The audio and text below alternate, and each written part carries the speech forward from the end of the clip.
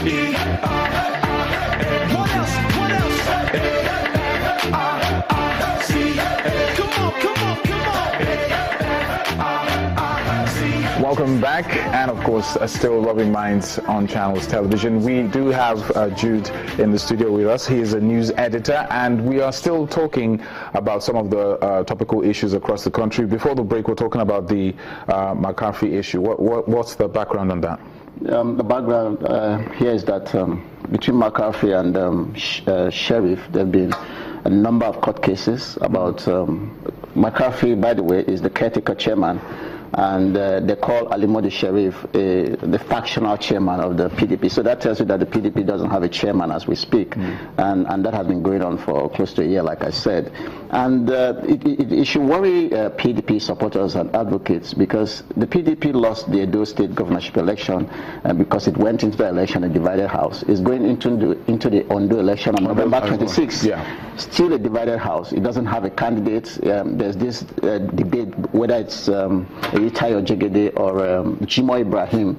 So this is close to November 26th, and the PDP doesn't even know who its candidate will be for the governorship election in Ondo State. So it's a bit dicey for the political party that should be the leading opposition voice in the country at the time. Are there any signs of compromise? Because according to an interview with the Guardian newspaper, McCarthy claimed that after reaching consensus on some issues, Sheriff would change the goalpost.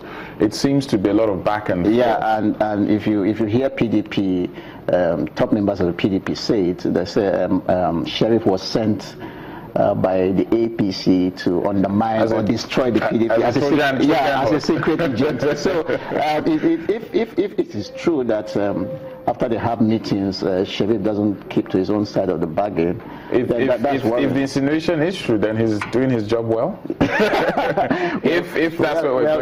what Fayose will say, that he's an agent of the APC in the PDP. But this is the same Fayose and Mimiko who practically put Sheriff, gave him that position. But it looked like as soon as he got in there, he turned his back on the same people who propped him to that position. So it's a matter of they don't know how to get him out right now, because he looks to be a very difficult character to manage by the governors in the PDP. What do you think the alternative would be for the PDP, being that the House is divided amongst itself? The alternative would be that the courts have to decide, because the matter is in court, and I think. But we know how matters in courts. Yeah, it will go up to the Supreme Even Court. The courts is in courts right now, judging by what's happening with the judges. Yeah, the judiciary on trial and all of that. So it's going to stretch, and like you said, it will take a long time for the courts to resolve it. So the best alternative for the party right now is to resolve this in-house and let them have one chairman they can call their own, because right now they do not have a chairman. But PDP have had a history of some of these issues. Could this spell doom for PDP, or do you think this is just a phase that they will come out stronger? This is more difficult, because unlike it's never been this bad. Yeah, unlike what obtained in the past, they were the party at the center. They do not have federal funds anymore, and it looks like a few members, according to what I heard from the grapevine, they want to split to form a third force, which will be announced sometime early next year. So this is a very difficult place for the PDP to be in at the moment.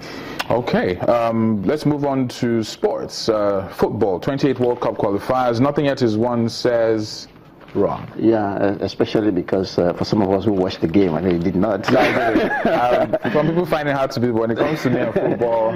For some reason, we don't just agree. But the technical advisor has basically advised that celebrations should be put on hold for now. Yeah. I've been getting wind of that as well. But why the whole hush-hush? Yeah, because we just played two games out of a possible 9 or 6 or thereabout.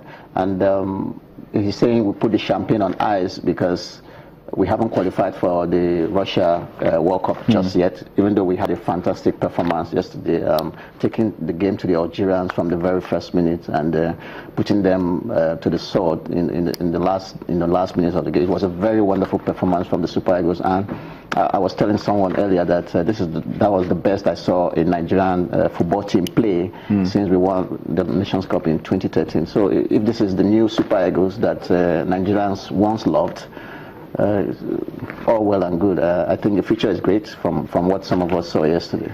And what do you think the hopes are for Nigeria moving ahead in this new dispensation? in this new dispensation, I see, from what we saw yesterday, there's tactics and technique to the team now, unlike what used to obtain in the past under two Nigerian coaches in Sunday Olise and Samson Siasia. There's a bit of flair, there's composure, there's 1-2 combination football, and all the things lovers of the beautiful game love to talk about. Good football and good teams. And a lot of fresh legs. Fresh legs. Who do you really look out for? Victor Moses had a wonderful game yesterday. He had a brace, scored 2 goals. And then there are some fresh talents coming into the team like Alex Iwobi of Arsenal and Kelechi Iheanacho of Manchester City.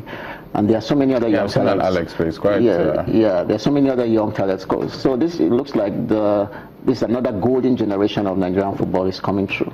Has the problem with Nigerian football been direction? Because I know talent is not the issue. Yeah, administratively. Administratively, because I'm counting down to when the new technical advisor will probably be booted out if he loses 2 matches back to back. What would be different about this dispensation? What would be different is that Kenneth Rowe, that's the technical advisor, has managed a few African teams in the past, and he comes into this job. He already knows what to do. He already knows what to meet on ground. So he doesn't have high hopes. He knows he's managing a football team in an African country, with all the drama that comes with it, with all the deficiencies that come with it. And he looks to me like a gentleman who just wants to do his job, no matter. And how has the success rate been in previous countries? His success rate has been average because he's not really managed a team with the much talent Nigeria has. So I'm expecting that he will do better with the kind of talent pool we have in Nigeria. Okay, rice producers raising alarm over increased smuggling. I mean, there's hardly anybody that I know that doesn't eat rice, but like I mentioned earlier on, it's very difficult times. But why is that making headlines, if I can use that word? Why is that an issue? Yeah, it's making headlines because the federal government hasn't come out to say what it wants to do in the rice sector. First, we're hearing different voices from the presidency. Is there a ban on importation of rice?